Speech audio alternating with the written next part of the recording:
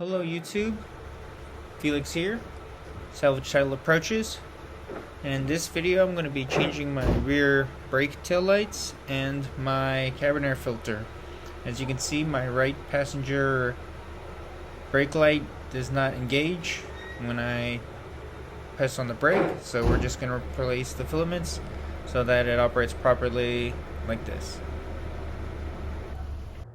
So your owner's manual has a guide, but it's quite easy. I think this is actually for a wagon too, to be honest. But yeah, here are the parts. You have your tail lights, your 7443, and here's the cabin air filter I used. It's Denso 4531013. That's the part number. So I'm gonna back out of the garage just to get the light, just to work in the light. It's easier to work in the light, you know.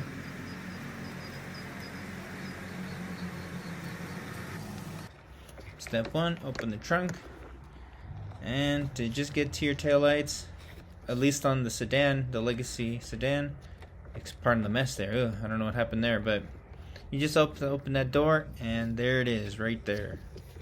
So all you have to do there is twist it and pull it out. Sometimes these lights can fall off the little harness there and into the bulb, into the taillight assembly, and it's kind of annoying to get out. So make sure that these are pressed in there very nicely. See how you have to hear it click just to get it pulled out. So there's the old,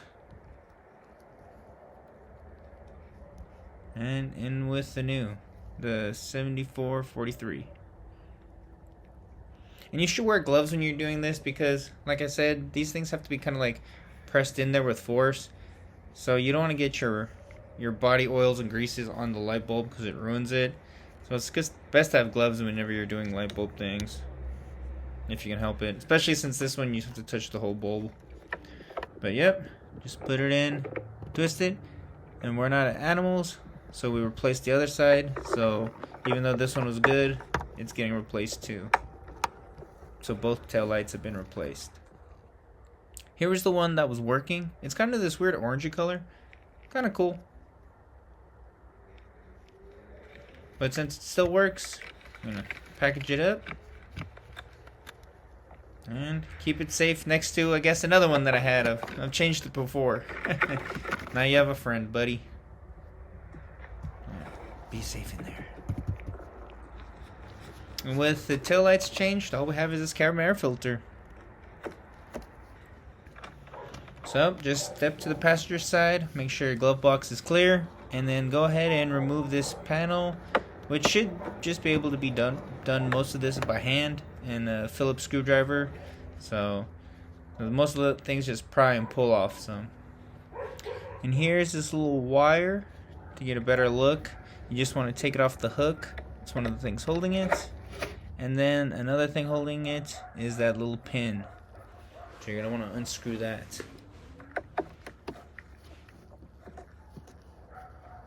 This pin out. And that's what you're gonna see, 5 more pins like that too, by the way. But with this pin out, we can now take out the glove. So we just push it from the side where we're at, and it just kind of pivots out. See? It's kind of heavy, so just careful not to drop it. And just now you have access to the door to get to the cabin air filter. So that's it, in your 5 little screws. Maybe in the earlier Legacy models, I believe it was, where you had to take off all this stuff just to reach the cabin air filter, but they just added this little door, which we're going to take off, so it makes it a lot simpler. So put that glove box door to the side, and we're going to work on these 5 little screws holding the door that blocks the cabin air filter. So we're working on the 4, and then the 5th one is off to the side right here. I'll show you in a moment. Right there. So I just unscrew it. It's like that original plastic kind of retaining clip that you had. So just go ahead, pull them. 1, 2, 3, 4, and 5. Oh, well, wait. And And 5. 5? 5. There we go. And my car is horribly dirty. I'm sorry. I should have cleaned it before, but now with those 5 pins out, you can take off the little part where you keep your owner's manual. It just pulls out. You can be a little bit more rough with that one. Notice the orientation of it, and just put it to the side.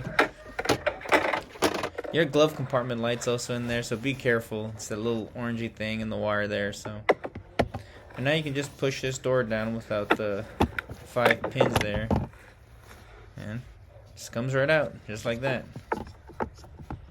And here's where we're trying to get to. Your cabin air filter.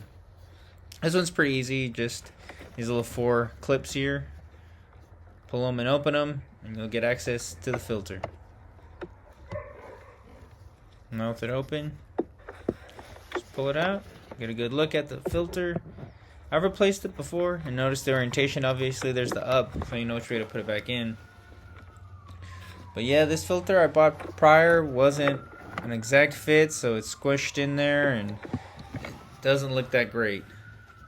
The one I got is a better fit, so it's gonna look a lot better. You can even hear the ambulance coming, how bad that thing is dead. But here's the Denso filter, just opening that up. It's a pink filter, which I was like, oh, okay. Anti-static, I think. And there's something we will need, the instruction manual. I do read it later on, but it's pretty much what you'd think. Put filter in assembly. Just like that, pretty much. The only thing I guess you'd have to note about putting it is the orientation. I put it, I guess, parallel to it instead of perpendicular to it. The lines, I guess you'd say. But also notice I put it in between the little itty bitty wedges inside the filter, that the pink filter's underneath those little wedges to help make a better seal. But now that's all installed, just reverse what we just did and put everything back. Notice that the orientation of the filter's up, because that's the way the air flows. Click. Put the access door to the cabin air filter back. Easy peasy.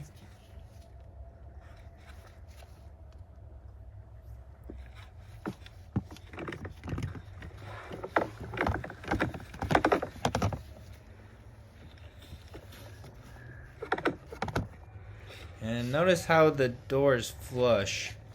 You're going to want to make sure it's nicely in there. That way those pins go in there nicely. All 5. So 1, 2, 3, 4, 4.5, and 5. Oh, and 5. Now the cabin air filter door is back, so you can put back the little owner's manual pouch, little cubby. Make sure to watch out for that glove compartment light again. Make sure it's not getting caught on anything. Yep, it went in there nice and snug. Now, just put the door back on, and the one thing, important thing to note is that little hole right there. That is supposed to go into, there's a little peg right there that will insert around and pivot around. So pretty much once you get that locked in there, everything else kind of falls into place. And just remember those wedges up there, squeeze them to push them back in the little trench, the little trench it's in. Now it's locked in. Put your last retaining clip back in, and don't forget the little wire. While it's still open, put back that side panel.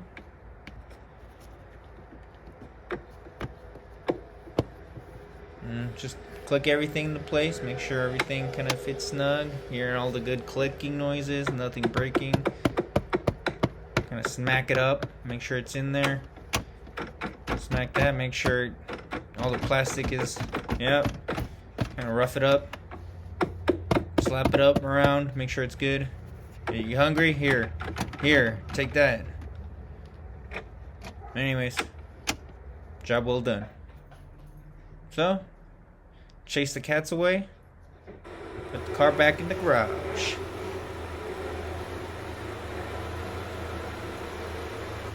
With new tail lights and a cabin air filter, we're good to go.